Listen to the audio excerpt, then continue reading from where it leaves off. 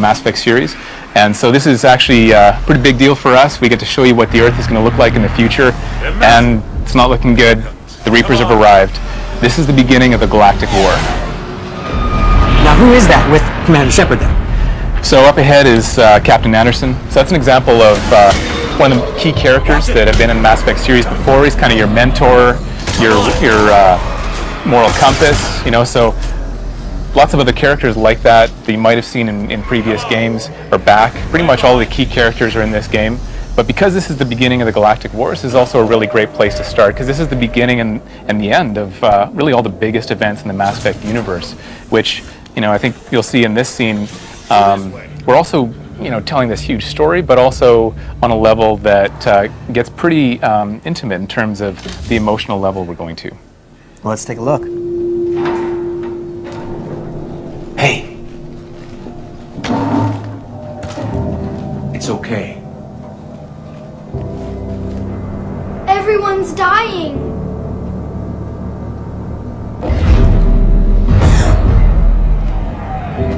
Come here. I need to get you someplace safe. Take my hand. You can't help me. Shepard! In here! So they're going to move on up ahead, and one thing that you'll see is we're actually really integrating a lot of these things that Shepard can do and movement, things like that, into the actual cinematics of the game in a way that's pretty seamless. So Shepard is going to be moving, looking at really big events that happen, like this Reaper that's landing on the Earth. And we're going to tie in a lot of these action moments in a way that people have never seen in the Mass Effect universe before. You mentioned this being an emotional journey before, and obviously this ties up a lot of loose ends. Talk a little bit about the difficulty in making a cohesive experience that does just that. Well, I mean, you know, Mass Effect has these huge over-the-top moments like we're looking at right here, but it really is also about trying to make you care about these things by actually developing relationships. And so that's one of the things that we're doing more. We're really focusing on the team that you're putting together in Mass Effect 3. It is very much a war story, so it has, you know, an overall backbone to it that is aside from assembling your team. But that also is part of it, though, is developing this relationship with your squad. And for players who've been with us for a few games, they'll be able to import their character, and the decisions that they've made might actually determine, you know, even who's alive and dead, even at the beginning of Mass Effect 3. And some new enemies we're taking a look at here as well, correct? That's right. In Mass Effect 3, the Reapers are actually, they're working with Cerberus, which is a pro-human group. You got to figure out why that is. They're also kind of mutating a lot of different kinds of creatures. They kind of mutate them and mash them together into some pretty horrific creatures you're looking at here. And also some of the biggest enemies that we've ever had. They're you know, not just guys that can run and fight with a gun, but they get bigger and bigger. So there's some pretty amazing enemies in Mass Effect 3 as well.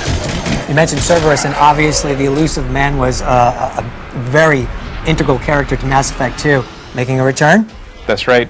The Elusive Man is behind all the stuff that Cerberus is doing, of course, so you'll be able to figure out more of that stuff as well. Excellent. And what's happening here, Casey? Normandy, this is Anderson. So Anderson and Shepard are looking to escape the planet somehow. They're trying to get to Normandy, and you know, they're fighting for their lives, but they really need to get picked up. Right. Lieutenant. Replicating that sense of urgency that you had in Mass Effect 2, especially during the beginning part of the game, was that difficult to try to trump what you did in Mass Effect 2, which so many people recognize as being completely epic? Yeah, I think we knew that we wanted to start strong, and this is really the strongest, biggest opening we've ever had, and it just gets bigger and bigger from there. Mass Effect 3 has these massive moments, but again, they're really rooted in a lot of the emotion and the big payoffs. So even something like you know, just fighting it out, trying to survive, and then having the Normandy come in, you know, that's one of the things we're trying to capture, but it just gets bigger and bigger from there. And what do we have there? So we've got the Normandy, so it's an opportunity for Shepard now to get back together with at least some of his friends from the past. All right, well, I know you guys delayed it recently, but there's a firm release date. When is Mass Effect 3 coming out? Mass Effect 3 comes out March 6, 2012 on Xbox 360, PS3, and the PC. All right, you got some familiar friends as well? That's right. You can see Ashley there. and we've got the Normandy, so Joker's probably inside, and they're ready to go. Very exciting. We appreciate your time so very much. Thanks for showing us Mass Effect 3. Jeff, let's go back to you. Well, thank